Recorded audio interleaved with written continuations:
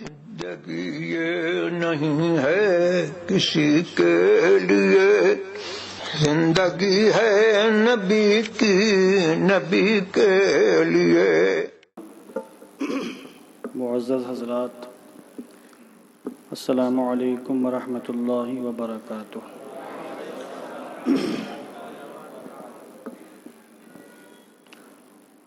نحمده ونصلي ونسلم على رسوله الكريم، أما بعد، فقد قال الله تعالى في القرآن المجيد والفرقان الحميد: إن الذين ينفقون أموالهم في سبيل الله ثم لا يتبعون ما أنفقوا منا ولا أذى لهم أجرهم عند ربهم ولا خوف عليهم ولا هم يحزنون۔ صدق الله العظيم وصدق رسوله النبي الأمين المكين الكريم، ونحن على ذلك لمن الشاهدين والشاكرين والحمد لله رب العالمين۔ آئیے دل لگا کر حضور رحمت عالم جان عالم فخر بنی آدم سید الانبیاء والمرسلین ارواحنا فدا جناب محمد الرسول اللہ صلی اللہ تعالی علیہ وسلم کے مقدس بارگاہ میں درود و سلام کا ہدیہ محبت پیش کر لیں۔ پڑھیں اللہم صلی علی سیدنا مولانا محمد مبارک وسلم صلاۃ و سلام علیک یا رسول اللہ صلی اللہ تعالی علیہ وسلم۔ اللہ رب العزت کے فضل و کرم سے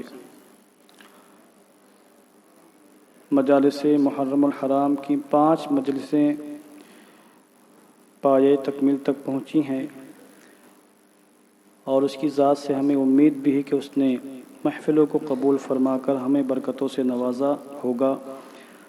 آج یہ 6ٹھی محفل میں ہم حضرات بیٹھ کر برکتیں لوٹیں گے انشاءاللہ۔ طلبہ کی تعداد انتہائی مختصر ہے، جمعرات ہے، اکثر سے زائد بچے چھٹی پر گھر چلے جاتے ہیں، خالو سے، ماموں سے، چاچا سے، پھوپھی سے ملاقات کرنے کے لیے۔ تو یہ آج کا جو مجمع ہے یہ پیور آپ کا مجمع ہے۔ آج اندازہ ہو رہا ہے کتنے اہل محلہ محفل میں شریک ہوتے ہیں۔ کچھ چہرے تو ماشاءاللہ وہ ہیں جو شروع سے ہی پہلے ہی دن سے یہاں حاضر ہو رہے ہیں۔ ہمارے حاجی عمران صاحب ہیں، اور کئی چہرے ایسے ہیں جو شروع سے ہی ماشاءاللہ موجود ہیں، اور کچھ نئے چہرے تشریف لا رہے ہیں، اور مسلسل اضافہ ہو رہا ہے۔ عام طور سے یہ ماحول ہے، شروع سے ہی یہ ماحول بن چکا ہے کہ جب سے اہل بیت اطہار کا ذکر ہوگا تب سے ہم محفل میں جائیں گے۔ یہ بھی حالانکہ غلط ہے۔ جنہوں نے اہل بیت اطہار کے عظمت بتائی، یعنی خلفائے راشدین، دیگر صحابہ اکرام، ان کے محفلوں میں بھی آنا چاہیے کہ اگر سیدنا صدیق اکبر، سیدنا فاروق اعظم، سیدنا عثمان غنی، حضرت زبیر، حضرت طلحہ، حضرت سعد بن ابی وقاص، سعید بن زید، دیگر صحابہ اکرام اگر اہل بیت اطہار کی عظمت نہ بتاتے تو ہم کو کما حق ہو ان کی عظمتوں کا پتہ نہ چلتا۔ تو یہ سوچ صحیح نہیں معلوم ہوتی ہے کہ جب اہل بیت اطہار کا یعنی حضرت علی سے جب ذکر ہوگا تب ہم جائیں گے محفلوں میں۔ حضرت علی تو مسلمات میں سے ہیں، سبھی ان کو تسلیم کرتے ہیں، رافضی بھی ان کو مانتے ہیں، ہم بھی ان کو مانتے ہیں، سب مانتے ہیں۔ مسئلہ تو صحابہ اکرام پہ آ کے اٹکتا ہے، جہاں پہ ان کی زبانیں دراز ہوتی ہیں اور پھر وہ بدتمیزیاں کرتے ہیں، تبرہ بازیاں کرتے ہیں، تو اس لیے ان کے محفلوں میں ضرور آنا چاہیے۔ صحابہ اکرام کے بارے میں صحیح ڈھنگ سے ہمیں معلومات نہیں حاصل ہوگی تو سوشل میڈیا جو ایک شیطان عظیم بن کر ہمارے گھروں میں گھس چکا ہے، نہ جانے کب کفر، فسق، ارتداد اور الحاد وغیرہ ہمارے گھروں میں گھس جائے، ہمیں کچھ پتہ نہیں ہے۔ اس لیے جہالت کا، اندھیرے کا علاج فقط علم اور روشنی ہے۔ علم اور روشنی جس کے پاس ہوگی جہالت کے اندھیرے سے دور بھاگیں گے، اور جس کا دماغ علم سے خالی ہوگا، نہ جانے شیطان کب وہاں بصیرہ بنا لے کچھ معلوم نہیں ہے۔ اس لیے شروع سے ہی محفلوں میں آنے کی کوشش کرنی چاہیے۔ جو باتیں بتائی جاتی ہیں وہ اہم اور ضروری ہوتی ہیں۔ آج خلیفہ سوم داماد مصطفیٰ حضرت سیدنا عثمان غنی رضی اللہ تعالیٰ عنہ کا مختصراً اور اجمالاً ذکر انشاءاللہ کیا جائے گا۔ آپ کی زندگی کے تھوڑے سے حالات میں بیان کرنے کی کوشش کروں گا، اور امید ہے کہ آپ بغور سماعت فرمائیں گے۔ حضرت سیدنا عثمان غنی رضی اللہ تعالیٰ عنہ آپ کی بے شمار شانیں ہیں۔ اللہ نے آپ کو بڑے کمالات سے سرفراز فرمایا۔ آپ کا نام عثمان ہے،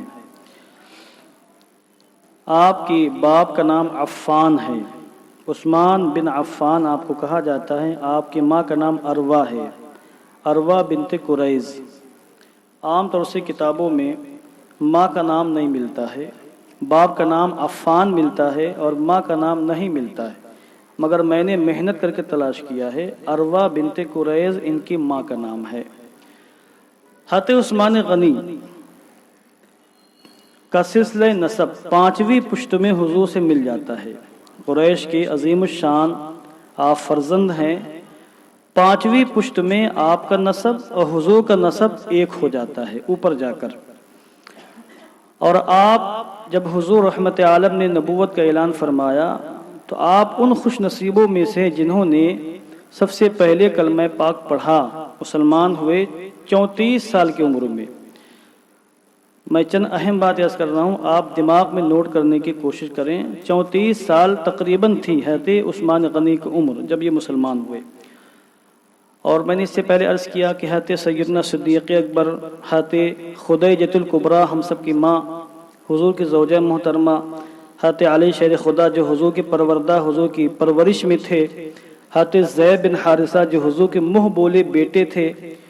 یہ 4 حضرات وہ لوگ ہیں جن کے بارے میں باقاعدہ روایتیں آئیں کہ انہوں نے سب سے پہلے کلمہ پڑھا۔ اور بعض روایتوں میں مثلا حضرت امام ابن اسحاق فرماتے ہیں کہ 5ویں نمبر پر حضرت عثمان غنی مسلمان ہوئے ہیں۔ اب آپ سوچیں کتنا اونچا مقام۔ اور حضرت سیدنا صدیق اکبر کے گہرے دوست تھے حضرت عثمان غنی۔ تو حضرت سیدنا صدیق اکبر کی تبلیغ سے جو حضرات مسلمان ہوئے ان میں اولین سابقین جو مقام حاصل ہے وہ حضرت عثمان غنی کو حاصل ہے۔ حضور کے آپ داماد ہیں، یہ تو آپ سب کو پتا ہے، اس پر میں تھوڑا سا کلام کروں گا بھی۔ ایک نیا رشتہ میں آپ کو بتانے جا رہا ہوں حضرت عثمان غنی کا حضور سے، شاید آپ کو معلوم نہ ہو۔ حضور کے داماد ہیں حضرت عثمان غنی، یہ تو پتا ہے۔ حضور کے بھانجے بھی ہیں حضرت عثمان غنی، یہ آپ کو معلوم تھا؟ سنیے، حضور کی والد بزرگوار، والد محترم کا نام کسی کو معلوم ہے یہاں؟ نہیں معلوم ہے؟ لا حول ولا قوت الا باللہ، یہی پڑھوں گا میں۔ حضور کے باپ جان کا نام نہیں معلوم ہے آپ کو؟ حضرت عبداللہ۔ کون ایسا مسلمان ہوگا جس کو حضور کے ماں باپ کا نام پتہ نہ ہو؟ حضرت آمنہ و حضرت عبداللہ۔ حضور کے والد بزرگوار مومن ہیں، جنتی ہیں، یہ ہمارا عقیدہ ہے، اس پر روایتیں موجود ہیں۔ بدبخت ہیں وہ لوگ جو ان کو کافر کہتے ہیں، جہنمی کہتے ہیں، حضور کو تکلیف دیتے ہیں، ملعون ہیں ایسے لوگ۔ تو حضرت عبداللہ آپ کے والد بزرگوار ہیں، اور حضرت عبداللہ کے والد کا نام کیا ہے؟ حضرت عبد المطلب رضی اللہ عنہ، حضور کے دادا جان۔ حضرت عبداللہ جب پیدا ہوئے تو تنہا نہیں پیدا ہوئے تھے، ان کے ساتھ ایک اور خاتون پیدا ہوتی ہے، حضرت ام حکیم۔ کیا؟ ام حکیم۔ اور حضرت ام حکیم، یہ ام حکیم حضرت عبداللہ کے ساتھ پیدا ہوئی۔ ام حکیم یہ حضرت عثمان غنی کی سگی نانی ہیں۔ اب باپ کی ماں کیا ہوتی رشتے میں بتائیے آپ؟ اب جوڑی اپنے آپ اوپر اپنے نسب میں جائیے آپ کے باپ کی ماں آپ کے کون ہیں؟ دادی کہاں ہو جائیں گی؟ باپ کی بہن، سوری، آپ کے والد کی بہن آپ کی کون ہوں گی؟ پھوپھی ہوں گی۔ تو جب ام حکیم حضرت عبداللہ کی بہن ہوئی تو حضور کی کیا ہوئی؟ بولیے، پھوپھی ہوئی۔ उम्मी हकीम हुजूर की फूफी हुई और उम्मी हकीम की बेटी हैं अरवा बिनते कुरैज। अरवा ये उम्मी हकीम की बेटी हैं और अरवा के बेटे हैं तो उस्मान गनी हैं। अब रिश्ता समझे आप। तो हते उस्मान गनी हुजूर के फूफी जात बहन के बेटे हैं। उस्मान गनी हुजूर के फूफी जात, हुजूर की फूफी जात बहन के बेटे हैं, यानी आपके भांजे। एक तो यह कि आप खानदान कुरैश से और 5वीं पुश्त में आपका नस्ब हुजूर से मिल जाता है, एक शरफ की बात है। दूसरे शरफ की बात यह है कि आप हुजूर की फुफेरी बहन के बेटे हैं। और तीसरे सबसे बड़े शरफ की बात यह है कि आप हुजूर के दामाद हैं। हज़रत रुक़ैया रज़ी अल्लाह तआला अन्हा, सैयदतुना रुक़ैया रज़ी अल्लाह तआला अन्हा यह हज़रत उस्मान गनी के निकाह में आईं और सन 2 हिजरी में हज़रत रुक़ैया का इंतकाल हो गया। ग़ज़वे बद्र के मौके पर हज़रत ज़ैद बिन हारिसा जब बद्र में कामयाबी की खबर मदीना मुनव्वरा लाए तो देखा हज़रत उस्मान गनी हज़रत रुक़ैया को दफनाने का एहतमाम फरमा रहे हैं। सन 2 हिजरी में ग़ज़वे बद्र का मार्का पेश आया और सन 2 हिजरी में हज़रत सैयदतुना रुक़ैया सलामुल्लाहि अलैहा का इंतकाल हो गया। हज़रत रुक़ैया से हज़रत उस्मान गनी के एक बेटे थे जिनका नाम हज़रत अब्दुल्ला था, इसीलिए हज़रत उस्मान गनी की कुनियत थे अबू अब्दुल्ला। ये हज़रत उस्मान गनी की कुनियत है अबू अब्दुल्ला, यानी अब्दुल्ला के बाप, ये कुनियत है। मगर इनका इंतकाल 6 साल की उम्र में हो गया था। तो हज़रत रुक़ैया से हज़रत अब्दुल्ला जो हुजूर के नवासे थे ये जिंदा नहीं रहे और 6 साल की उम्र पाक में आपका इंतकाल हो गया। उसके बाद हुजूर ने आपका निकाह अपनी दूसरी बेटी हज़रत उम्मे कुलसूम सलामुल्लाहि तआला अलैहा से फरमाया और हज़रत उम्मे कुलसूम की आपसे कोई औलाद नहीं थी। और सन 9 हिजरी में हज़रत उम्मे कुलसूम का भी इंतकाल हो गया। दोनों शहजादियों का इंतकाल हुजूर की जिंदगी ही में हो गया। इसीलिए आपको ज़ुन्नूरैन कहा जाता है, यानी 2 नूर वाले। नूर की सरकार से पाया दुशाला नूर का, हो मुबारक तुमको ज़ुन्नूरैन जोड़ा नूर का। तो हुजूर की 2 शहजादियां हज़रत उस्मान गनी के निकाह में आईं और ये वो शरफ, वो कमाल, वो अजमत है हज़रत उस्मान गनी की कि ना कभी किसी को मिली है, न सुबह क़यामत तक किसी को मिल सकती है। इस फजीलत में कोई भी उस्मान गनी के साथ शरीक नहीं हो सकता। न सिद्दीक़ अकबर शरीक है, न उमर फारूक आज़म शरीक, न अली मौलाए कायनात के शरीक। यह ऐसी जुज़ई फजीलत है कि उस्मान गनी तने तन्हा इसमें शरीक है, बल्कि जब से दुनिया बनी और जब से इंसानों को दुनिया में वजूद हुआ, हज़रत आदम अलैहिस्सलाम दुनिया में पहले बशर बनकर तशरीफ लाए, उनके जमाने से लेकर क़यामत तक जितने भी इंसान होंगे, कोई इंसान ऐसा ना हुआ है ना होगा जिसके निकाह में किसी पैगंबर की 2 बेटियां आई हों। हज़रत उस्मान गनी के निकाह में पैगंबर नहीं, तमाम पैगंबरों के सरदार हुजूर अहमद मुस्तफ़ा मोहम्मद मुस्तफ़ा अलैहिस्सलातु तस्लीम की 2 बेटियां यके बाद दिक्र आई हैं। तो ये वो शरफ, ये वो कमाल है जो सिर्फ हज़रत उस्मान गनी को हासिल है। बदबख्ती करने वाले बदबख्ती करते हैं। बुग़्ज़ व हसद का तो कोई इलाज नहीं है। किसी के दिल में बुग़्ज़ व हसद हो तो उसको अपने बुग़्ज़ व हसद को दूर करना चाहिए। मैंने कई बयानात पाकिस्तान के जाकिरों के सुने। जाकिर शियाओं की इस्तिलाह में उन लोगों को कहते हैं जो मजलिसों में बयान देते हैं, रो रो कर, चीख चीख कर, चिल्ला चिल्ला कर बयानात देते हैं, खूब नारे लगवाते हैं। यानी अपने यहाँ जैसे तकरीर करने वालों को खतीब कहते हैं, उनके यहाँ मजलिस पढ़ने वालों को जाकिर कहते हैं। ये इंतहाई घामड़ किस्म के जाहिल होते हैं। मैंने कई जाकिरीन के बयान सुने हैं जो चीख चीख कर ये कह रहे थे कि हुजूर रहमत आलम जान आलम के सिर्फ एक ही दामाद हैं, वो हैं अली शेर खुदा। उस्मान गनी दामाद मुस्तफ़ा नहीं है। यानी देखिए नफरत और बुग़्ज़ यहां तक पहुंच चुका कि हुजूर की 2 शहजादी जो हज़रत उस्मान गनी के निकाह में आई, हज़रत रुक़ैया, हज़रत उम्मे कुलसूम, उनके शहजादी रसूल होने ही का इनकार कर दिया। और उस बदबख्त जाकिर ने यह कहा कि मैं पूरे दावे के साथ कहता हूं कि हुजूर की सिर्फ एक बेटी है, वो हज़रत फातिमा। 3 बेटियों का इनकार। यह है बुग़्ज़ व हसद, यह है नफरत। नफरत बस औकात इंसान को बहुत दूर ले जाती है और फिर खबासत, रज़ालत बकने पर मजबूर कर देती है। यही इन लोगों का मामला है। अब आप देखें, خود رافضی علماء نے اس بات کا اعتراف کیا ہے کہ حضور کی 4 بیٹیاں ہیں. یہ موجودہ صدی کے جاہل گھامڑ قسم کے ذاکر پاکستان کے بدبختی پھیلا رہے ہیں اور کہہ رہے ہیں کہ حضور کے ایک ہی بیٹی ہے فاطمہ،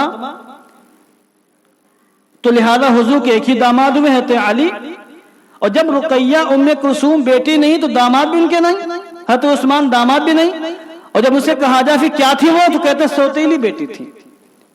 سوتیلی بیٹی تھی، سگی بیٹی تو حضرت فاطمہ ہے، اور حضرت خدیجہ کے دوسرے شوہر سے پیدا ہوئی تھی. حضور نے پالا پوسا ہے تو رقیہ کو ام کلثوم کو. جب حضور کا نکاح ہوا حضرت خدیجہ سے تو یہ زینب، رقیہ، ام کلثوم موجود تھیں. یہ حضور سے نہیں دوسرے شوہر سے ہوئی ہیں. حضور سوتیلے باپ اور یہ سوتیلی بیٹیاں. سگی بیٹی حضرت فاطمہ تنہا ہے. جبکہ افسوس کی بات ہے اور تعجب کی بات بھی کہ خود رافضی علماء نے لکھا ہے. میں آپ کو کتابوں کے نام بتاتا ہوں. حیات القلوب کتاب کا نام یاد رکھیے آپ. کیا؟ حیات القلوب. قرب الاسناد یہ دوسری کتاب ہے رافضیوں کی. اس کے علاوہ اصول کافی یہ رافضیوں کی بڑی معتبر کتاب ہے. یہ 3 کتابوں کے نام میں نے آپ کے سامنے پیش کیے. اصول کافی، قرب الاسناد، حیات القلوب، اور دیگر کتابیں بھی ہیں. ان کتابوں کے اندر ان کے علماء نے جو صدیوں پرانے، آج کے نہیں، صدیوں پرانے، 4 صدی کے، 5ویں صدی کے، 3 صدی کے ہیں، رافضیوں کے مسلم علماء ہیں. انہوں نے باقاعدہ لکھا ہے کہ حضور کا نکاح جب حضرت خدیجہ الکبریٰ سے ہوا تو حضور کی عمر پاک 20 سال سے زیادہ تھی. 20 سال سے زیادہ تھی. اور شادی کے بعد نبوت کا اعلان کرنے سے پہلے حضور کی 3 بیٹیاں حضرت خدیجہ سے ہوئیں، حضرت زینب، حضرت رقیہ، حضرت ام کلثوم، اور نبوت کا اعلان کرنے کے بعد ایک بیٹی اور حضرت خدیجہ سے ہوئی، حضرت فاطمہ زہرا رضی اللہ تعالیٰ عنہا. اب بتائیے موجودہ زمانے کے بدبخت شیعوں کو کن کی بات ماننی چاہیے؟ اپنے بڑے علماء کی بات ماننی چاہیے کہ جاہل گھامر قسم کے ذاکروں کی بات ماننی چاہیے؟ یہ یوٹیوب کے اوپر 10-10 20-20 منٹ کی کلپ بنا کر ڈالتے ہیں اور فتنہ پھیلانے کی کوشش کرتے ہیں.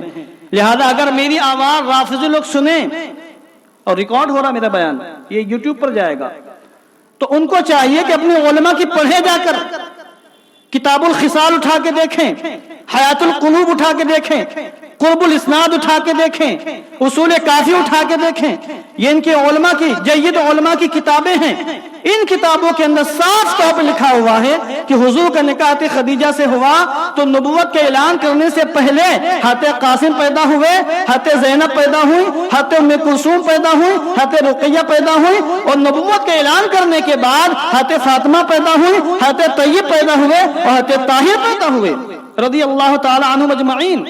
تو وہ سب اعتراف کر رہے ہیں کہ حضور کی سگی بیٹی ہے رقیہ، ام کلثوم سگی بیٹی ہیں، حضرت زینب سگی بیٹی ہیں. اور جب سگی بیٹی ہیں تو حضرت عثمان غنی سگے داماد ہوئے کہ سوتیلے داماد ہوئے؟ بتائیں، سگے داماد ہوئے. میں ان ذاکروں سے کہنا چاہتا ہوں، جب تمہارے علماء مان رہے ہیں کہ حضور کی 4 بیٹیاں ہیں، صدیق اکبر نے مانا کہ 4 بیٹیاں ہیں، حضرت عمر نے، حضرت عثمان نے، حضرت علی نے، صحابہ کرام نے، تابعین نے، حسنین کریمین نے، اور اس زمانے کے تمام لوگوں نے تسلیم کیا کہ 4 بیٹیاں حضور کی ہیں. خود تمہارے علماء نے لکھا کہ حضور کی 4 بیٹیاں ہیں جو سب کے سب سگی بیٹیاں ہیں. تو تم کو موت آتی ہے 4 بیٹیاں تسلیم کرنے میں؟ تمہارے دل میں بغض ہے، حسد ہے، نفرت ہے تو عثمان غنی سے، اور اس نفرت کا تم نے یہ نتیجہ نکالا کہ تم نے حضور رحمت عالم پر الزام دھرا اور ان کی سگی بیٹیوں کو سوتیلی بیٹیاں بنا دیا. معاذ اللہ. یہ بغض و حسد انسان کو کہاں سے کہاں لے کے چلا جاتا ہے. اس میں تو میں بہت لمبی گفتگو کر سکتا ہوں، مگر میں اس کو چھوڑتا ہوں. بس ایک آخری بات عرض کرتا ہوں کہ قرآن مقدس میں دیکھیں آپ، اللہ رب العزت نے فرمایا یا ایھا النبی قل لازواجک وبناتک ونساء المؤمنین، اے نبی، اے غیب بتانے والے پیغمبر، آپ اپنی بیویوں کو اپنی بیٹیوں سے اور مومنوں کی عورتوں سے بیویوں سے کہہ دیں کہ پردے کا اہتمام کریں. پوری آیت کریمہ میں اس کو چھوڑ رہا ہوں، مجھے جو کہ تفسیر بیان کرنا نہیں ہے، یہاں ایک پوائنٹ کی بات بیان کرنا چاہتا ہوں. قرآن مقدس میں اللہ نے صاف فرمایا کہ اے محبوب آپ فرما دیں اپنی بیویوں سے، کل ازواج کا زوجن کی جمع ہے یعنی بیویوں سے، وبناتک اپنی بیٹیوں سے فرما دیں آپ۔ بنتن کہتے ہیں ایک بیٹی کو، بنات بنتن کی جمع ہے یعنی کئی بیٹیاں، بنتان دو بیٹیاں اور بنات دو سے زیادہ بیٹیاں، دو سے زیادہ بیٹیوں کو عربی میں بنات کہتے ہیں۔ اللہ فرماتا ہے محبوب آپ اپنی بیٹیوں سے فرما دیں۔ تو اگر حضور کی بیٹی صرف ایک ہی ہوتی ہے حضرت فاطمہ زہرا رضی اللہ تعالیٰ عنہا، تو قرآن مقدس میں اللہ یوں فرماتا کل ازواجک و بنتک، اے محبوب آپ اپنی بیویوں سے اور اپنی بیٹی سے کہہ دیجئے اور مسلمانوں کی بیویوں سے کہہ دیجئے کہ جب وہ گھر سے باہر نکلیں تو پردہ کر لیا کریں، پردے کا اہتمام کریں، اپنی چادر اپنی چہرے پر ڈال لیا کریں تاکہ لوگ جان جائیں کہ شریف عورتیں ہیں، تاکہ ان کی شان میں کوئی گستاخی نہ کر سکے۔ اللہ نے یہاں پر عورتوں کو پردے کا حکم دیا اور اپنے محبوب کی زبانی اعلان فرمایا کہ محبوب مسلمانوں کی عورتوں کو بھی حکم دے دے، اپنی بیٹیوں کو بھی حکم دے دے اور اپنی بیویوں کو بھی آپ حکم دے دے، بتا دے کہ اللہ کے پیغام ہے۔ تو اگر حضور کی ایک ہی بیٹی ہوتی، صرف حضرت فاطمہ، حضرت رقیہ، حضرت ام کلثوم اور حضرت زینب حضور کی بیٹیاں نہ ہوتی تو اللہ فرماتا اے محبوب آپ اپنی بیٹی سے کہہ دیجئے۔ تو اللہ تو بیٹیاں مان رہا ہے، حضور زندگی بھر ان کو بیٹی کہتے رہے۔ وہ تینوں خواتین حضرت فاطمہ کے علاوہ تینوں خواتین زندگی بھر حضور کو باپ جان کہتی رہی، حضور بیٹی کہتے رہے، قرآن بیٹی کہہ رہا ہے، تو تمہیں کیا ہوگا کہ تم ان کو بیٹی تسلیم نہیں کر رہے ہو؟ جب قرآن بیٹی کہہ رہا ہے، حضور نے بیٹی کہا، کوئی بھی بدبودار بدبخت رافضی مرتے دم تک مر کے زندہ ہو جائے تب بھی وہ ثابت نہیں کر سکتا کسی بھی ایک روایت سے کہ کسی بھی مقام پر حضور نے کہا کہ میری بیٹی نہیں ہے، یہ میری سوتیلی بیٹی ہے۔ کسی مقام پر بھی میری کتاب نہ دکھائیں، اپنی کتاب دکھا دیں، وہ اپنی کتابوں میں بھی وہ ثابت نہیں کر سکتے۔ تو چونکہ حضرت عثمان غنی سے ان کو بغض ہے، جلن ہے، اس لیے وہ ان کے داماد مصطفیٰ ہونے کا انکار کرتے ہیں۔ اس پر میری کتاب آنے والی ہے، انشاءاللہ جلد ہی وہ آئے گی۔ اس پر میں نے بہت کچھ میٹر جمع کیا ہوا ہے اور بہت کچھ ان کو گولیاں دی ہیں۔ انشاءاللہ آپ پڑھیں گے تو آپ کو مزہ آئے گا۔ درود شریف پڑھیں، اللہم صلی علی سیدنا شفیعنا حبیبنا مولانا محمد مبارک وسلم صلاۃ و سلاما علیک یا رسول اللہ۔ تو حضرت عثمان غنی کا نکاح حضرت رقیہ سے ہوا اور یہ جوڑی بڑی بے مثال جوڑی تھی حضرت رقیہ کی حضرت عثمان غنی کی۔ کبھی کبھی جوڑیاں مل جاتی ہیں تو دیکھنے والے بھی حیران رہ جاتے ہیں۔ حضور کے بیٹے منہ بولے بیٹے حضرت زید، جن کو حضور نے منہ بولا بیٹا متبنہ بنایا تھا، ان کے بیٹے حضرت اسامہ بن زید ہیں۔ یہ کڑیل جب حضور کا انتقال ہوا تو کڑیل جوان تھے، 18-19 سال کی غالباً عمر تھی یا 16 سال کی عمر تھی۔ تو یہ چھوٹے تھے، ان کو حضور نے ایک گوشت کا پیالہ دیا اور کہا بیٹا جاؤ میری بیٹی رقیہ کو دے کے آ جاؤ۔ جب رقیہ زندہ تھی، 2 ہجری میں انتقال ہوا، اس سے پہلے کا واقعہ ہے۔ تو حضرت اسامہ تو بالکل چھوٹے رہے ہوں گے، بہت زیادہ ان کی عمر رہی ہوگی، 8-10 سال رہی ہوگی۔ حضرت اسامہ نابالغ تھے، وہ تو جا سکتے تھے گھر کے اندر۔ تو گوشت کا پیالہ لے کر وہ اندر تشریف لے گئے۔ اب انہوں نے حضرت رقیہ کو بھی دیکھا، حضرت عثمان غنی کو بھی دیکھا۔ کبھی وہ رقیہ کو دیکھتے، کبھی عثمان غنی کو دیکھتے، کبھی رقیہ کو دیکھتے، کبھی عثمان غنی کو دیکھتے۔ اس کے بعد یہ واپس آ گئے۔ اب آپ غور فرمائیں کہ عثمان غنی حضور کے کیسے عظیم الشان داماد تھے اور کس درجہ آپ کو محبت تھی۔ یہ جو رقیہ اور حضرت عثمان کا جوڑا تھا، اس پر بھی حضور کو کتنا فخر تھا، کتنا ناز تھا۔ میرا وجدان کہتا ہے کہ حضور نے ان کو بھیجا تاکہ دیکھ لیں کہ میں نے اپنی بیٹی کے لیے کیسا عظیم الشان داماد منتخب کیا ہے۔ تو جب اسامہ آ گئے تو حضور نے بیٹھایا اور کہا گھر کے اندر گئے تھے؟ کہا جی حضور۔ کہا میری بیٹی کو دیکھا تم نے؟ کہا جی حضور۔ کہا میرے داماد کو دیکھا تم نے؟ کہا جی حضور۔ کیسا پایا؟ جوڑی کیسی پائی؟ حضرت اسامہ مسکرا کر فرماتے ہیں کہ یا رسول اللہ میں نے بہت سی جوڑیاں دیکھی ہیں مگر جیسی جوڑی آپ کے داماد حضرت رقیہ کی ہے میں نے آج تک ویسے عظیم الشان کسی جوڑی کو دیکھا ہی نہیں ہے۔ یہ حضرت اسامہ نے باقاعدہ شہادت پیش فرمائی ہے۔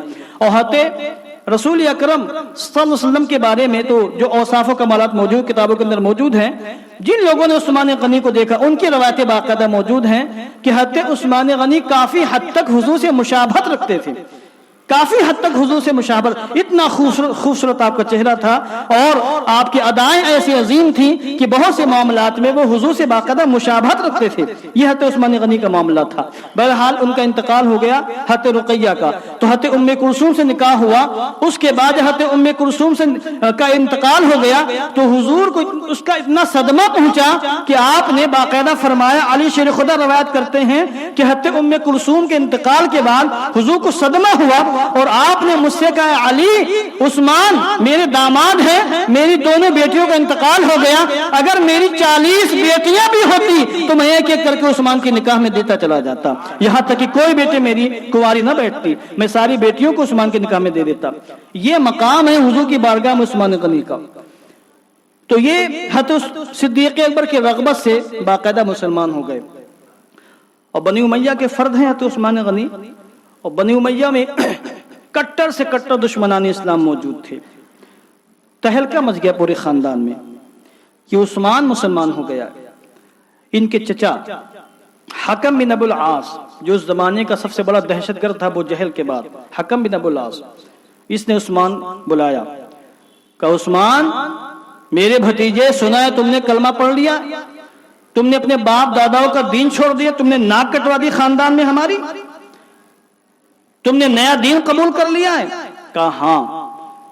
پکڑوایا حضرت عثمان غنی کو، رسی سے بندھوایا، پورے خاندان والوں کے سامنے رسی سے بندھوایا اور بے تحاشا مارا، بے تحاشا مارتے مارتے تھک گیا تو کہتا ہے کہ عثمان، اگر تم اس سے چھٹکارا حاصل کرنا چاہتے ہو تو تم محمد عربی کا دامن چھوڑو اور جو تمہارے باپ داداؤں کا مذہب ہے اسی پر پھر سے آ جاؤ، ورنہ تم کو چھوڑوں گا نہیں، تم کو اس ظلم سے نجات نہیں ملے گی۔ حضرت عثمان غنی نے فرمایا، واللہ لا ادعہ ابدا ولا افارقہ ابدا۔ اس کا ترجمہ آپ یوں سماعت فرما لے کہ حضرت عثمان غنی نے کہا، خدا کی قسم تمہیں جتنا ظلم کرنا ظلم کر لو، میں محمد عربی کو کبھی بھی مرتدم تک چھوڑ نہیں سکتا ہوں۔ میں نے دامن کو تھام لیا تو تھام لیا۔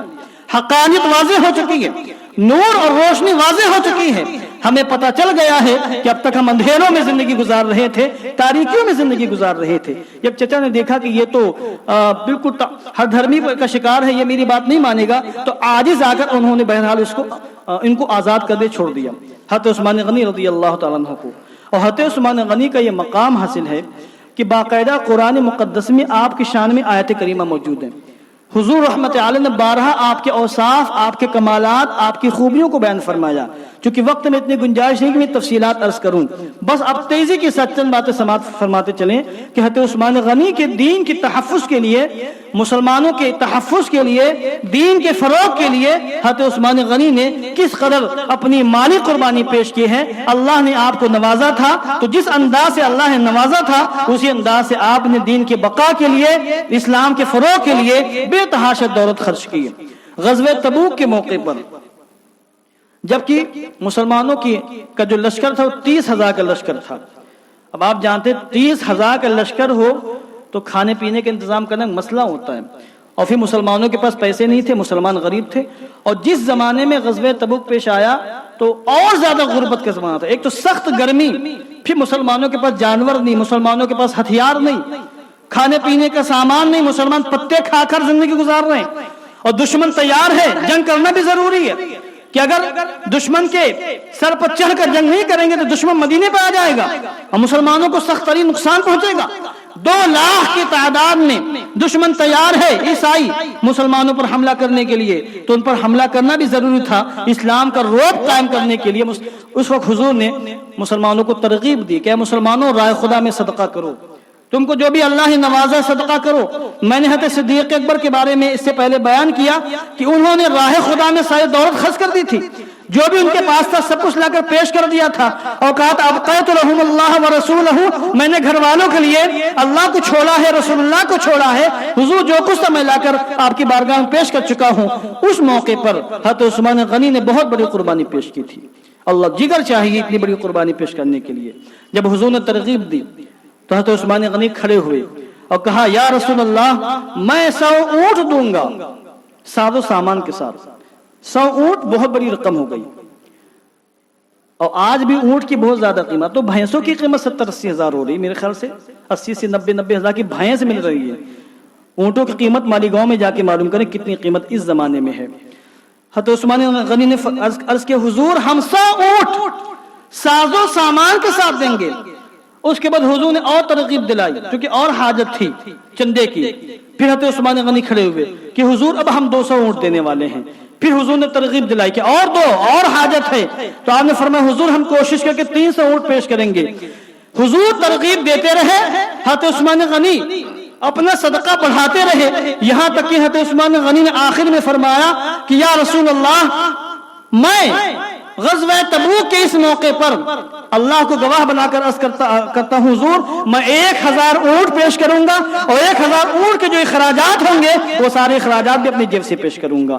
اللہ اکبر، 1000 اونٹ دینے کا وعدہ فرمایا تو حضور کا چہرہ کھلکھلا اٹھا اور آپ مسکرانے لگے، اور آپ نے اپنے اس عاشق رسول، اپنے اس عاشق زار کو، سچے عاشق کو، اپنے اس داماد کو یوں بشارت دی ما ضر عثمان ما فعل بعد هذه، عثمان کو کوئی چیز نقصان نہیں پہنچا سکتی ہے، اب عثمان اس قربانی کے بعد جو چاہیں کرے، ان کا کوئی عمل ان کو نقصان نہیں پہنچا سکتا ہے۔ حضور نے بشارت، یہ کھلی جنت کی بشارت ہے، گویا کہ حضور نگاہ نبوت سے دیکھ رہے تھے کہ اب اس کے بعد عثمان ایسا کوئی عمل نہیں کریں گے جو ان کو نقصان پہنچائے۔ تو آپ نے بشارت دے دی کہ عثمان جو بھی کریں ان کو ان کا عمل نقصان نہیں پہنچا سکتا۔ مگر دوسری روایتوں میں یہ بھی آیا ہے کہ حضرت عثمان غنی نے اتنا وعدہ کرنے کے بعد 1000 اونٹوں کا اہتمام کیا۔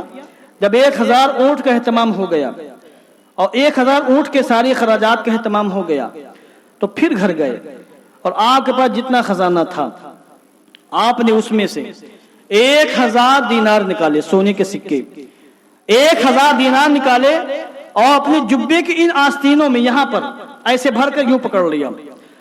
1000 دینار 501 آستین میں، 501 آستین میں بھر کر حضور کی بارگاہ میں آئے اور کہا حضور وہ 1000 اونٹنیاں تھیں اور یہ 1000 دینار آپ قبول فرما لیجئے۔ غزوہ تبوک کے موقع پر جب آپ نے 1000 دینار پیش فرمائے تو آپ کو دیکھ کر ایک دوسرے صحابی ہیں، ان کے اندر مزید جذبہ پیدا ہوا، وہ بھی گھر تشریف لے گئے، ان کو بھی اللہ نے نوازا تھا تو وہ 4000 درہم چاندی کے سکے 4000 درہم لا کر حضور کی بارگاہ میں پیش کرتے ہیں، اور ان دونوں حضرات کی قربانیاں رب کی بارگاہ میں اس طرح مقبول ہوئی کہ جبریل امین نازل ہو گئے اور آیت کریمہ نازل ہو گئی ان الذين ينفقون اموالهم في سبيل الله ثم لا يتبعون ما انفقوا منا ولا اذى لهم اجرهم عند ربهم ولا خوف عليهم ولا هم يحزنون۔ بے شک جو لوگ راہ خدا میں صدقات و خیرات کر رہے ہیں اور خرچ کر رہے ہیں، اور خرچ کرنے کے بعد نہ وہ احسان جتلاتے ہیں نہ کسی کو تکلیف دیتے ہیں، ان کی شان یہ ہے کہ ان کا اجر اللہ کے پاس محفوظ ہے، اور قیامت کے دن نہ ان کو کوئی رنج ہوگا نہ ان کو کوئی خوف ہوگا کسی قسم کا۔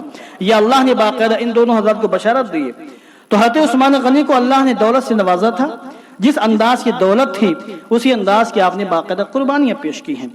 اب اس کی ایک چھوٹی سی مثال میں اور دیتا ہوں۔ مدینہ منورہ میں ایک منافق تھا، منافق تو بہت سے تھے، میں ایک منافق کا واقعہ ذکر کر رہا ہوں۔ اپنے آپ کو مسلمان کہتا تھا مگر دل میں نفاق تھا۔ اس وقت تک اس کا نفاق ظاہر نہیں تھا، لوگ اس کو مسلمان سمجھتے تھے، بعد میں پتا چلا کہ منافق ہے، مسلمان نہیں ہے۔ اس کے گھر میں کھجور کا درخت تھا، اس کے گھر کے بالکل فوراً بازو میں اس کے پڑوس میں ایک انصاری صحابی کا مکان تھا، اور اس کے کھجور کا درخت یوں تھا ترچھا، یعنی کھجور تو لگا تھا اس کے گھر میں اور پھل گرتے تھے دوسرے پڑوس میں دوسرے انصاری صحابی کے گھر میں، تو ان کو تکلیف ہوتی تھی، اس کا آنا جانا بابل لگا رہتا تھا۔ تو انصاری صحابی نے اس سے کہا منافق سے، بھائی اتنا یہ یا تو درخت کاٹ لو یا پھر اس کو ہمیں بیچ دو، دشواری ہو رہی، تمہیں بھی دشواری ہم کو بھی دشواری، یہ آپ درخت ہم کو دے دیں۔ اسے نہیں دیا۔ تو انصاری صحابی نے حضور کی بارگاہ میں جا کے کہا کہ یا رسول اللہ ایسا ایسا معاملہ ہے، میرے پڑوس میں ایک ہمارا مسلمان بھائی ہے، اس کا درخت ہے، اس کے پھل میرے گھر میں آنگن میں گر جاتے ہیں، اس کا آنا جانا لگا رہتا ہے اور مجھے تکلیف ہوتی ہے، گھر میں عورتیں ہیں، بچیاں ہیں، حضور آپ جو اس سے کہہ دیں کہ وہ درخت ہم کو بیچ دے۔ حضور نے بلوایا اس کو اور کہا کہ یہ درخت تم اس کو کیوں نہیں بیچ دیتے ہو؟ تم اگر یہ درخت اس کو بیچ دو تو میں وعدہ کرتا ہوں کہ اللہ جنت میں تمہیں اس سے بہترین درخت عطا فرمائے گا۔ مگر وہ منافق تھا، مسلمان نہیں تھا، اس نے حضور کا فیصلہ ماننے سے انکار کر دیا، چلا گیا کہ ٹھیک ہے، اور جا کے ٹامٹول کر کے کسی طریقے سے پتلی گلی سے نکل گیا اور درخت نہیں دیا اس نے۔ اب اس انصاری صحابی کو تکلیف ہو رہی تھی۔ عثمان غنی کتنے حساس تھے مسلمانوں کے معاملات میں، اگر کسی مسلمان کو کوئی تکلیف ہوتی تھی تو سب سے پہلے صحابہ میں حضرت عثمان غنی بے قرار ہوتے تھے، اور پھر اس کو جب تک اس کی تکلیف سے نجات نہیں دے دیتے آپ کو سکون نہیں ملتا تھا۔ عثمان غنی یہ ہیں عثمان غنی، نہایت نرم دل، نہایت شفیق مہربان، حضور کی امت پر نہایت مہربان، اور جو حضور کی امت پر جتنا زیادہ مہربان ہوتا ہے اللہ اس کا مقام اتنا ہی زیادہ بلند فرما دیتا ہے۔ حضور اپنی امت سے بڑی محبت فرماتے ہیں، اور حضور یہ چاہتے ہیں کہ میری امتی آپس میں ایک دوسرے سے محبت کریں، تو جو حضور کی محبت حاصل کرنا چاہتا ہو وہ حضور کی امت سے محبت کرے، امت کی تکلیفوں کو دور کرے گا تو حضور اس کی دنیا، اللہ اس کی دنیا اور آخرت کی تکلیفوں کو دور فرما دے گا۔ حضرت عثمان غنی کو پتہ چل گیا، گئے اس کے پاس، اس منافق کے پاس کہ بولو تمہارا کیا ریٹ ہے اس کا، تمہاری درخت کا؟ اس کا نہیں بیچنا ہے۔ تو حضرت عثمان غنی نے ریٹ لگایا، تیار نہیں ہوا، وہ شرارت تھی اس کی۔ حضرت عثمان غنی گئے مدینہ منورہ میں اور ایک پورے کھجور کا باغ خریدا، ایک پورا باغ، نہ جانے کتنے درخت تھے اس باغ کے اندر۔ باغ خریدنے کے بعد اس شخص کو پکڑ کر اس باغ میں لے گئے اور کہا تمہاری وجہ سے میرے مسلمان بھائی کو تکلیف ہو رہی ہے، انصاری صحابی کو دشواری ہو رہی ہے، یہ دیکھو میں نے پورا باغ خریدا ہے، اب تم یہ باغ لے لو اور وہ درخت مجھ کو دے دو اس باغ کے بدلے میں۔ جب اس نے باغ دیکھا تو رات ٹپکنے لگی کہ ایک ہی درخت ہے، یہاں تو سینکڑوں درخت ہم کو مل رہے ہیں، تو اس نے کہا ٹھیک ہے اس باغ کے بدلے میں یہ درخت ہم آپ کو دے رہے ہیں۔ اس کے بعد حضرت عثمان غنی نے جب اس درخت پر ملکیت حاصل کر لی تو اسی انصاری صحابی کو وہ درخت ہدیے میں، تحفے میں پیش فرما دیا۔ یہ ہے عثمان غنی کا مقام۔ حضرت عثمان غنی جب مکہ المکرمہ چھوڑ کر مدینہ منورہ تشریف لائے تو مدینہ منورہ میں کہیں بھی، پورے مدینہ شہر میں کوئی بھی ایسا کنواں نہیں تھا جہاں پر کوئی میٹھا پانی ہو، کھارا پانی تھا جو پینے کے لائق عام طور سے نہیں ہوتا۔ مدینہ منورہ کے 4 کلومیٹر باہر ایک کنواں تھا بیر روما کے نام سے، آج بھی شاید موجود ہے، اس کو بیر عثمان غنی آج کہا جاتا ہے۔ میں نے اس کو باہر سے دیکھا ہے، اندر جانے کی وہاں شاید باؤنڈری بن گئی ہے، شاید وہی کنواں تھا جہاں میں گیا ہوں۔ بیر عثمان غنی کے نام سے مشہور و معروف بیر روما اس زمانے میں۔ حضرت عثمان غنی رضی اللہ تعالیٰ عنہ کو یہ محسوس ہوا کہ مسلمانوں کو پانی کی سخت ترین حاجت ہے، اور وہ کنواں اس ایک یہودی کا تھا جو انتہائی ظالم تھا، مسلمانوں سے نفرت کرنے والا۔ تو وہ کنواں مدینہ منورہ سے 4 کلومیٹر باہر، وہ بھی یہودی کا کنواں، مگر پھر بھی حضرت عثمان غنی اس کے پاس گئے اور کہا کہ یہ کنواں تم بیچتے ہو؟ اور وہ یہودی کیا کرتا تھا؟ مسلمانوں کو پانی بیچتا تھا اور بھاری رقم لے کر وہ پانی مسلمانوں کو دیا کرتا تھا، مسلمانوں کی رقم خرچ ہو رہی تھی، مسلمانوں کو تکلیف ہو رہی تھی۔ حضرت عثمان غنی اس یہودی کے پاس گئے اور کہا کہ یہ کنواں مجھ کو بیچ دو، بولو کیا رقم لگاتے ہو؟ اس نے کہا نہیں بیچنا ہے، ہم اسی طرح بیچتے رہیں گے۔ اس نے جب بیچنے سے منع کر دیا تو حضرت عثمان غنی نے فرمایا اچھا ایسا کرو، آدھا کنواں ہم کو بیچ دو، آدھا تم لے لو، آدھا مجھ کو دے دو، ایک دن ہم پانی لیں گے اور ایک دن تم پانی لینا۔ تو اس یہودی نے کہا کہ ریٹ کیا دیں گے آپ؟ عثمان غنی نے فرمایا اس آدھے کنویں کے بدلے میں تم کو میں 12,000 دینار دوں گا۔ اللہ اکبر! 12,000 دینار دے کر حضرت عثمان غنی نے آدھا کنواں خریدا، اور ظاہر کنویں کو تو بانٹا نہیں جا سکتا، تو یہ طے ہوا کہ ایک دن یہودی پانی لے گا اور ایک دن عثمان غنی پانی لیں گے۔ تو حضرت عثمان غنی نے اپنی باری کو مسلمانوں پر وقف فرما دیا اور یہ اعلان فرما دیا کہ میری باری میں اس کنویں سے جو مسلمان پانی لینا چاہے اور جتنا لینا چاہے وہ لے سکتا ہے۔ مسلمانوں کا تانتا لگ گیا اور نتیجہ یہ ہوا کہ مسلمان ایک ہی دن میں اپنی باری میں اتنا پانی لے لیتے تھے کہ اگلے دن یہودی سے پانی خریدنے کی حاجت ہی پیش نہیں آتی تھی، وہ بیٹھ کے مکھی مارتا تھا۔ تو جب اس نے دیکھا کہ ہمارا پانی کوئی نہیں خرید رہا ہے، عثمان غنی نے چال چلی میرے ساتھ، تو حضرت عثمان غنی کے پاس آیا کہ اچھا ٹھیک ہے اونے پونے اس کو بھی خرید لیجئے، ایسا کریے آپ 8,000 دینار اور دے دیجئے اور پورا کنواں آپ لے لیجئے۔ حضرت عثمان غنی نے 8,000 دینار مزید اس کو دیے، اور وہ کنواں جو ایک یہودی کا تھا کل ملا کے 20,000 دینار دے کر آپ نے صرف مسلمانوں کی محبت میں، حضور کی امت کی محبت میں، مسلمانوں کی مشقت کو مد نظر رکھتے ہوئے اتنی خطیر رقم دے کر آپ نے وہ کنواں خریدا تھا۔ اس لیے کہا اعلیٰ حضرت نے زاہد مسجد احمدی پر درود، زاہد مسجد احمدی پر درود۔ اس سے بڑا زاہد کون ہوگا، پارسا متقی کون ہوگا جو مسلمانوں کا خیال کرے، مسلمانوں کے تکلیفوں کا خیال کرے۔ اعلیٰ حضرت فرماتے ہیں زاہد مسجد احمدی پر درود، جیش کیا ہے وہ، اس کے بعد زاہد مسجد احمدی پر درود، دولت جیش عسرت پہ لاکھوں سلام، دولت جیش عسرت پہ لاکھوں سلام. یہ آپ نے سرکار عثمان غنی کی بارگاہ میں خراج عقیدت پیش فرمایا. مدینہ منورہ کے اندر ایک باغ میں حضور آرام فرما تھے.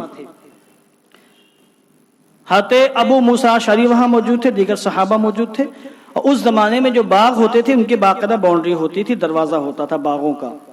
شہروں کا جیسے دروازہ ہوتا تھا، شہروں کی باؤنڈری ہوتی تھی، جو باغ ہوتے تھے باغوں کا بھی دروازہ ہوتا تھا. حضور اندر جلوہ بار ہیں، ایک صحابی آئے، دروازہ کھٹکھٹایا.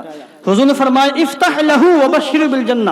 حضرت ابو موسیٰ اشعری سے فرمایا اے ابو موسیٰ جاؤ دروازہ کھول دو اور جو بھی ہے اس کو جنت کی بشارت دے دینا.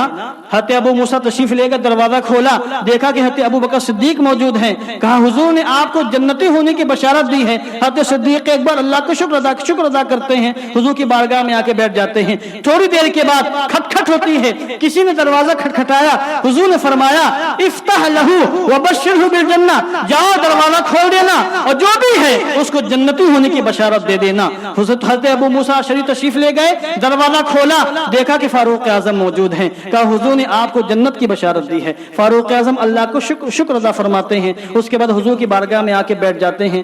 اس کے بعد تیسری مرتبہ پھر دروازے پر کسی نے دستک دی. حضور نے فرمایا اب حضور کا علم غیب دیکھیں آپ، آنے والا کون ہے؟ حضور پہلے ہی سے کہہ رہے ہیں اس کو جنت کی بشارت دے دینا، گویا کہ آپ کو پتہ ہے کہ کون آنے والا ہے. اور حضرت صدیق اکبر، حضرت فاروق اعظم کو حضور نے کئی مرتبہ جنتی ہونے کی بشارت دی، کئی مرتبہ. یہ میں ایک روایت پیش کر رہا ہوں. تو جب تیسری مرتبہ دروازے پر کھٹکھٹ ہوئی، نوک ہوئی، تو حضور نے فرمایا افتح لہو وبشرہ بالجنہ الا بلوى تصیبہ. یہ فرمایا الا بلوى تصیبہ، جاؤ دروازہ کھول دو اور دروازہ کھولنے کے بعد جو بھی حضرت ہیں ان کو جنت کی بشارت دے دینا، مگر ان مصیبتوں کے ساتھ جو اس سے پہنچنے والی ہیں، ان مصیبتوں کے ساتھ جو پہنچنے والی ہیں. حضرت عثمان غنی دروازے پر موجود تھے. حضرت ابو موسیٰ اشعری پہنچے، دروازہ کھولا، دیکھا عثمان غنی موجود ہیں اور کہا مبارک ہو، حضور نے جنت کی بشارت دی ہے، مگر حضور نے فرمایا الا بلوى تصیبہ، ان مصیبتوں کے ساتھ جو تمہیں پہنچنے والی ہیں. حضرت عثمان غنی جنت کی بشارت سننے کے بعد اللہ کا شکر ادا کرتے ہیں. اور جب سنتے ہیں کہ مجھے شہادت کے منصب پر فائز کیا جائے گا اور شہادت بھی کوئی معمول نہیں ہوگی، مجھے تکلیف دے دے کے مارا جائے گا، بڑی مصیبتیں آنے والی ہیں، تو آپ نے فرمایا واللہ المستعان، ان مصیبتوں پر میں اللہ سے مدد کا طلبگار ہوں، اللہ سے مدد طلب کر رہا ہوں. اس کے بعد وہ حضور کی بارگاہ میں آ کے بیٹھ جاتے ہیں. اب دیکھیں آپ حضور کے علم غیب، ایک تو حضور جنت کی بشارت دے رہے ہیں، پھر شہادت کی بشارت بھی دے رہے ہیں اور یہ فرما رہے ہیں شہادت ہوگی مگر بڑی مصیبتوں کے ساتھ ہوگی،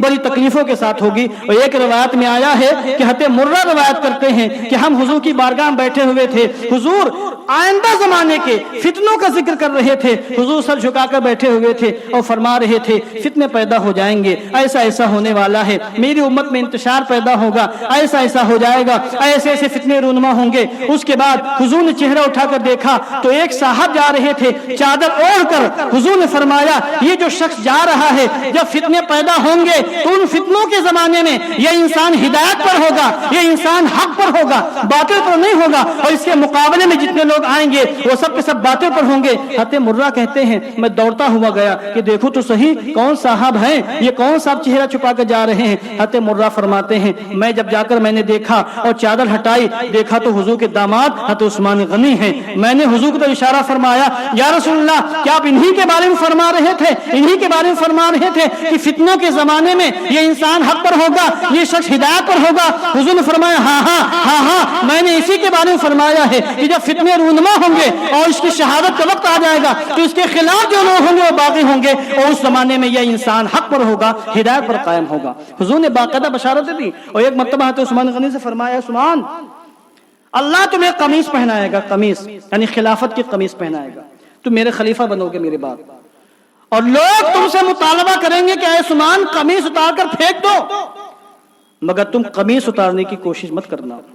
لوگ تم سے خلافت سے استعفیٰ دینے کی کوشش کریں گے، استعفیٰ لینے کی کوشش کریں گے، تم سے مطالبہ کریں گے کہ قمیص خلافت کو اتار کر پھینک دو، مگر میں محمد مصطفیٰ تم سے کہتا ہوں ہرگز ہرگز اس قمیص کو مت اتارنا جو قمیص اللہ تمہیں پہنانے والا ہے۔ احد پہاڑ کے پر ایک مرتبہ حضور تشریف لے گئے، حضرت صدیق اکبر موجود ہیں، حضرت فاروق اعظم بھی ساتھ میں ہیں اور حضرت عثمان غنی بھی ساتھ میں ہیں۔ اب احد پہاڑ کے اوپر حضور موجود ہیں، صدیق اکبر، عمر فاروق اعظم اور عثمان غنی موجود ہیں۔ احد پہاڑ پر زلزلہ آ گیا۔ ہمارے علماء فرماتے ہیں احد پہاڑ مسرت میں جھوم رہا تھا کہ حضور بھی موجود ہیں، حضور کے یار غار بھی موجود ہیں، حضور کے داماد بھی موجود ہیں، اور جن کو حضور نے فاروق فرمایا وہ بھی موجود ہیں۔ پہاڑ جھوم رہا تھا، لرزہ برندام تھا، مگر حضور نے اس پر ایڑی ماری اور کہا اسبت احد، اسبت احد، اے احد پہاڑ ٹھہر جا، اس وقت تیرے اوپر ایک نبی ہے، ایک صدیق ہے اور دو شہید تیرے اوپر موجود ہیں۔ حضور کی نگاہ نبوت دیکھ رہی تھی کہ عمر فاروق شہید ہونے والے ہیں اور میرے داماد عثمان غنی یہ بھی شہید ہونے والے ہیں۔ اسی واقعے کو مد نظر رکھتے ہوئے ہمارے امام سرکار اعلی حضرت نے فرمایا کہ ایک ٹھوکر میں احد کا زلزلہ جاتا رہا، رکھتی ہیں کتنا وقار، اللہ اکبر ایڑیاں، رکھتی ہیں کتنا وقار، اللہ اکبر ایڑیاں۔ تو خلاصہ کلام یہ کہ اس قسم کی کئی روایتیں موجود ہیں جن میں باقاعدہ حضور نے حضرت عثمان غنی کو جنتی ہونے کی بشارت بھی دی ہے اور شہید ہونے کے بارے میں آپ نے خبر بھی دی ہے، شہید ہونے کے بارے میں۔ اور آپ کا مقام اس قدر بلند تھا کہ حضرت رسول اکرم بھی آپ سے حیا فرماتے تھے اور تمام فرشتے حضرت عثمان غنی سے حیا فرماتے تھے۔ یہ بہت بڑی بات ہے۔ چنانچہ مسلم شریف کے اندر روایت موجود ہے، ہم سب کی ماں حضرت عائشہ صدیقہ فرماتی ہیں کہ حضور گھر میں موجود تھے اور آپ کا تہبند تھوڑا سا ہٹا ہوا تھا، یعنی یہ پنڈلی آپ کی، یہ پنڈلی کھلی ہوئی تھی۔ حضرت صدیق اکبر اندر آئے، حضور بیٹھے رہے، آپ نے تہبند صحیح نہیں فرمایا۔ تھوڑی دیر کے بعد عمر آ گئے، حضور ویسے ہی بیٹھے رہے، تہبند آپ نے صحیح نہیں فرمایا، پنڈلی کھلی رہی۔ اور تھوڑی دیر کے بعد جب حضرت عثمان غنی نے اندر آنے کی اجازت چاہی تو حضور نے روک دیا کہ رکو، پہلے حضور بیٹھے، اپنا تہبند صحیح کیا، اس کے بعد آنے کی پرمیشن دی۔ بہرحال جب تینوں حضرات چلے گئے تو حضرت عائشہ صدیقہ حیرت میں ہے کہ میرے باپ جان آئے، حضور ویسے ہی لیٹے رہے، پنڈلی کھلی رہی، عمر فاروق آئے، حضور ویسے ہی رہے، پنڈلی کھلی رہی، مگر عثمان آئے تو حضور نے اتنا ادب کیا کہ پہلے اپنی پنڈلیوں کو چھپایا، اپنی لنگی کو صحیح فرمایا، اس کے بعد کہا اندر آ جاؤ۔ جب تینوں حضرات چلے گئے تو حضرت عائشہ صدیقہ نے یہ بات حضور سے پوچھی کہ حضور بات سمجھ میں نہیں آئی، اس میں راز کیا ہے؟ آخر حضرت عثمان کو کیا مقام حاصل ہے کہ آپ نے اتنا خیال فرمایا ہے؟ اب آپ دیکھو حضور فرماتے ہیں الا استحیی من رجل تستحیی منہ الملائکہ، کیا میں ایسے انسان سے شرم و حیا نہ کروں جس انسان سے فرشتے بھی شرم و حیا فرماتے ہیں؟ اللہ اکبر۔ یہ عثمان غنی کا مقام اور یہ مرتبہ عثمان غنی کا۔ 12 سال تقریباً 12.5 سال تک آپ نے خلافت فرمائی اور 6 سال تک بڑی شان و دار کر و فر کے ساتھ آپ کی خلافت ہوئی اور اسلامی پرچم پھیلتا رہا، اسلامی ڈنکے بجتے رہے اور دنیا کے گوشے گوشے میں اسلام پھیلتا رہا، فتوحات حاصل ہوتی رہیں۔ یہ چیز یہودیوں کو اور عیسائیوں کو ہضم نہیں ہوئی اور ایک نو مسلم یہودی عبداللہ ابن سبا، اس نے باقاعدہ جاسوسی محکمہ قائم کیا، اپنے ماننے والوں کو تیار کیا کہ مسلمانوں میں پھوٹ ڈالی جائے، انتشار پھیلایا جائے تاکہ مسلمان آپسی جھگڑوں میں پھنس جائیں اور اسلامی فتوحات جو حاصل ہو رہی ہے یہ سلسلہ رک جائے۔ القصہ مختصر یہ کہ فتنے پیدا ہونے لگے، حضرت عثمان غنی کے خلاف آوازیں بلند ہونے لگی اور دھیرے دھیرے 5 سال کے اندر ہی حالات اس قدر خراب ہونے لگے کہ بعض جاہل قسم کے لوگوں نے، بلوائیوں نے حضرت عثمان غنی کے استعفے کا باقاعدہ مطالبہ شروع کر دیا اور پھر یکایک ایسے حالات خراب ہوئے کہ 2000 لوگ مدینہ منورہ میں آئے، بلوائی، اس میں آدھے سے زیادہ یہودی تھے، کچھ اپنے آپ کو مسلمان کہتے تھے، اندر سے منافق تھے، اور کچھ وہ تھے جو ان کے بہکاوے میں آ گئے تھے۔ 2000 تقریباً 1800 یا 2000 لوگ تھے اور انہوں نے آ کر حضرت عثمان غنی کا مکان گھیر لیا، محاصرہ کر لیا اور کہا کہ عثمان غنی یہ خلافت کے اہل نہیں ہیں، ان کو استعفیٰ دینا پڑے گا۔ جب تک یہ خلافت سے استعفیٰ نہیں دیں گے تب تک ہم ان کا گھر خالی نہیں کریں گے، نہ گھر میں کھانا جانے دیں گے، نہ گھر میں پانی جانے دیں گے۔ اور حالات بڑے خراب ہو گئے. حضرت عثمان غنی سے باقاعدہ مطالبہ ہونے لگا, اور یہ حضرت عثمان غنی کی نرم دلی تھی, ان کی امت محمدیہ پر شفقت تھی, ورنہ وہ بادشاہ اسلامی خلیفۃ مسلمین تھے. لاکھوں کی تعداد میں اسلامی سپاہ, اسلامی فوج موجود تھی, کمانڈر موجود تھے, باقاعدہ ایک نظام, ایک سسٹم موجود تھا. وہ چاہتے چٹکیوں میں ان کو مسل دیتے. 2000 کی تعداد ہوتی ہے کیا ہے, مگر سمجھایا گیا ان کو. حضرت عثمان غنی نے سمجھانے کی کوشش کی, حضرت علی شیر خدا نے سمجھانے کی کوشش کی, اور حضرت علی مولا کائنات نے حفاظت کے لیے امام حسن کو بھیجا, امام حسین کو بھیجا. حضرت عبداللہ ابن عمر وہاں موجود ہیں, حضرت عبداللہ ابن زبیر موجود ہیں, حضرت مغیرہ بن شعبہ کبار صحابہ وہ بھی موجود ہیں, ان کی اولاد بھی موجود ہے حضرت عثمان غنی کی حفاظت کے لیے, تاکہ یہ بلوائی گھر کے اندر گھس کر حضرت عثمان غنی کے خلاف کوئی کارروائی نہ کر سکے. ان لوگوں نے بہت سمجھانے کی کوشش کی, مگر یہ بلوائی فسادی گروہ اس بات پر اٹل رہا کہ نہیں, جب تک یہ استعفیٰ نہیں دیں گے ہم لوگ یہاں سے نہیں جائیں گے, جب تک یہ استعفیٰ نہیں دیں گے ہم لوگ یہاں سے نہیں جائیں گے, ان کا محاصرہ نہیں ختم کریں گے. دیکھتے دیکھتے دیکھتے دیکھتے 1 ہفتہ گزر گیا, 2 ہفتے گزر گئے, 3 ہفتے گزر گئے. اندر کا جو راشن تھا وہ سارا راشن ختم ہو گیا, اندر کا پانی ختم ہو گیا, اور دیکھتے ہی دیکھتے 40 دن گزر گئے. اس مدت میں حضرت عثمان غنی سے بار بار گزارش کی گئی کہ حضور پرمیشن دے دیں جنگ کرنے کی. حضرت مغیرہ بن شعبہ عظیم الشان صحابی حضرت عثمان غنی کی بارگاہ میں آئے گھر کے اندر, اور کہا حضور یہ دروازے پر ہمارے شہزادے موجود ہیں, آپ کے ماننے والے موجود ہیں, یہ 2000 بلوائی مٹھی پر بھی نہیں ہے, آپ سے اجازت دے دیں, ان کا ہم ابھی ان کو ان کے انجام تک پہنچا دیں گے, ہمیں جنگ کرنے کی اجازت دے دیں. کہا یہ نہیں ہو سکتا ہے, میں نہیں چاہتا کہ اپنی حکومت کو بچانے کے لیے, خلافت کو بچانے کے لیے مدینہ منورہ میں خون ریزی ہو, کسی انسان کا کسی مسلمان کا خون بہے اور مدینہ منورہ کی بے حرمتی ہو, یہ میں برداشت نہیں کر سکتا ہوں. حضرت مغیرہ بن شعبہ نے کہا حضور آپ کا مکان بہت بڑا ہے, یہ بلوائی سامنے کی طرف ہے, پیچھے سے دروازہ, پیچھے سے راستہ خالی ہے, آپ کہیں تو آپ کو حفاظت کے ساتھ ہم مکہ المکرمہ پہنچا دیتے ہیں, تاکہ وہاں آپ حفاظت سے رہیں اور وہاں کوئی بھی آپ کے خلاف کوئی کارروائی نہیں کر سکے گا. حضرت عثمان غنی نے فرمایا میں یہ نہیں کر سکتا ہوں, میں حضور کا دیار چھوڑ کر مکہ المکرمہ نہیں جاؤں گا, کیونکہ مجھے خدشہ ہے یہ بلوائی وہاں بھی پہنچیں گے اور مکہ المکرمہ کی حرمت کو پامال کریں گے, اور میں نہیں چاہتا کہ میری وجہ سے اللہ کا حرم پامال ہو جائے, مکہ المکرمہ کی حرمت پامال ہو جائے, لہذا میں مکہ المکرمہ نہیں جاؤں گا. حضرت مغیرہ بن شعبہ کہتے ہیں پھر آپ ملک شام سے لے جائیں جہاں امیر معاویہ ہیں, جہاں باقاعدہ ایک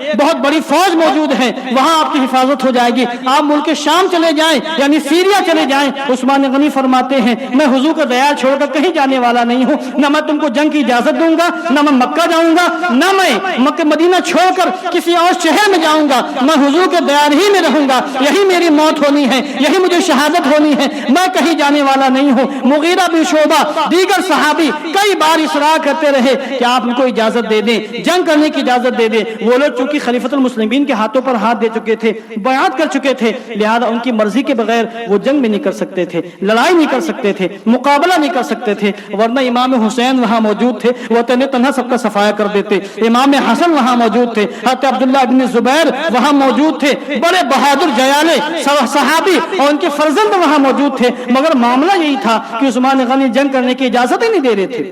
حالات بگڑتے چلے گئے, اور نتیجہ جب بلوائیوں نے یہ دیکھا کہ یہ استعفیٰ نہیں دینے والے ہیں, اور حضرت عثمان غنی نے صاف صاف کہہ دیا کہ حضور نے مجھے اس قسم کے حالات کے بارے میں پہلے ہی بتا دیا تھا, اور حضور نے کہا تھا کہ لوگ تم سے خلافت لینے کی کوشش کریں گے, تم استعفیٰ مت دینا, خلافت سے دستبردار نہ ہونا, لہذا میں خلافت سے دستبردار نہیں ہو سکتا ہوں, تمہیں جو کرنا ہو کر لو. 4 بدبخت انسان جو پیچھے کے راستے سے درخت پر چڑھ کر چھت کے اوپر جاتے ہیں, اور چھت پر جانے کے بعد وہ گھر کے اندر داخل ہو جاتے ہیں. اس وقت حضرت عثمان غنی قرآن مقدس کی تلاوت فرما رہے تھے, اور جمعے کا دن تھا. حضرت عثمان غنی نے رات ہی میں یہ خواب دیکھا تھا کہ حضور رحمت عالم جان عالم تشریف فرما ہے, حضرت صدیق اکبر تشریف فرما ہے, عمر فاروق اعظم تشریف فرما ہے, اور حضور حضرت عثمان غنی سے کہہ رہے ہیں اے عثمان اب جلدی بھی کرو, اتنی تاخیر کیوں کر رہے ہو, ہمیں تمہارا انتظار ہے, اور کل کی افطاری ہمارے ساتھ کرنا آ کر.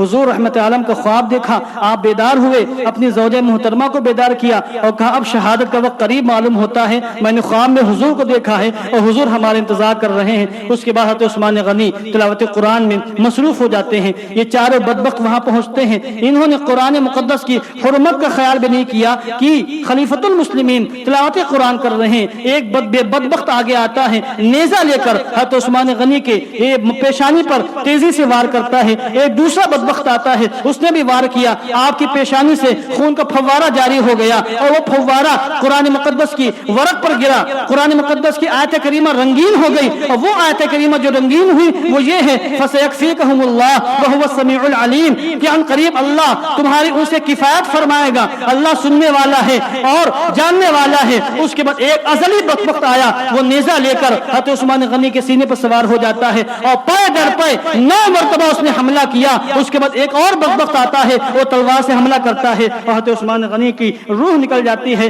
انا للہ و انا الیہ راجعون. عثمان غنی شہید ہو جاتے ہیں. عثمان غنی دین کے تحفظ کے لیے, امت محمدیہ کے تحفظ کے لیے, خلافت کے تحفظ کے لیے ساری پریشانیاں, ساری مصیبتیں, ساری مشقتیں برداشت کرتے ہوئے بخندہ پیشانی رائے خدا میں شہید ہو جاتے ہیں. آج شہیدوں کا نام لیا جاتا ہے, شہیدوں کی تذکرے کیے جاتے ہیں, لوگ روتے ہیں, بلکتے ہیں, ماتم بھی کرتے ہیں. مگر عثمان غنی جن کی شہادت میدان کربلا میں ہونے والی شہادتوں سے کسی بھی اعتبار سے کم نہیں ہے, بلکہ آپ غور فرمائیں تو حضرت عثمان غنی کی شہادت ایسے عظیم الشان شہادت ہے جو بالکل بے نظیر ہے, بے مثال ہے. 40 دن تک کھانا پانی بند رہا اور حضرت عثمان غنی پاورفل تھے. آپ کے پاس پاور تھا, آپ کے پاس طاقت تھی, آپ کے پاس قوت تھی. آپ چاہتے تو اپنی خلافت کو بچانے کے لیے ان کو مسجد پر رکھ دیتے, مگر آپ نے گوارا نہیں کیا کہ اپنی خلافت کو بچانے کے لیے مسلمانوں کا خون بہے, مسلمان شہید ہو جائے. دنیا میں کوئی بھی ایسا بادشاہ کو نہیں ملے گا جس نے اپنی حکومت کو بچانے کے لیے لوگوں کا خون نہ بہایا ہو.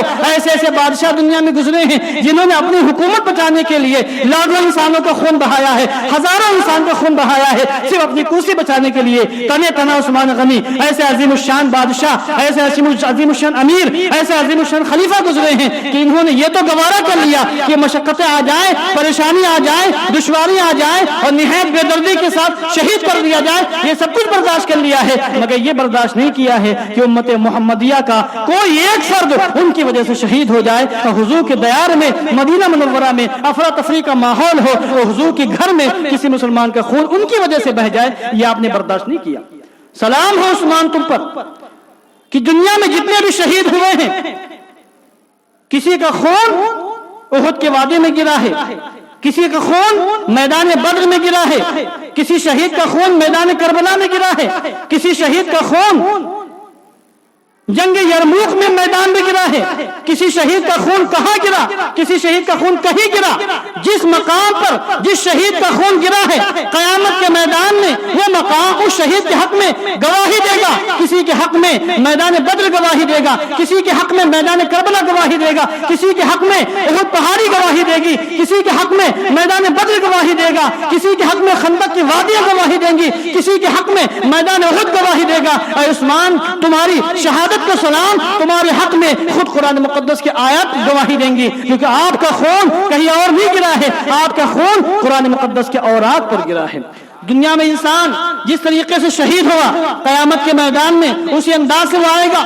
کوئی شہید احرام پہن کر رب تعالیٰ کی بارگاہ میں حاضر ہوگا, کوئی شہید سجدے کی حالت میں رب تعالیٰ کی بارگاہ میں حاضر ہوگا. مگر عثمان کی عظمتوں کو سلام کہ حضرت عثمان غنی جب قیامت کے میدان میں آئیں گے تو آپ قرآن مقدس کی تلاوت فرما رہے ہوں گے, کیونکہ تلاوت کرتے ہوئے آپ نے اپنے رب کی بارگاہ میں اپنے سر پیش کیا ہے اور قربانی کا نذرانہ پیش فرمایا ہے.